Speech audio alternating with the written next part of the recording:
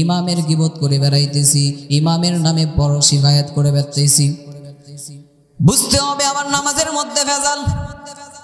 যদি আমি ভালো একজন নামাজি হইতাম, নামাজের মধ্যে যদি আমার অলসতা না হইতো, তাহলে এই নামাজই আমাকে সমস্ত গুনাহ থেকে বিরত রাখার একটা মাধ্যম হয়ে যেত। মকুন সুস্তি নামাজে পঞ্জেগানা ফাওয়াইলুল লিল মুসাল্লিনাল্লাযীনা মুমিনারা ইনামাজ ইমদাদে দারিস্তাইনু আয়াতে কুরআবাখা আয়াতে কদ আফলাহারা ইয়াদকুন দার মানিয়াজ সাদ সালেকুন।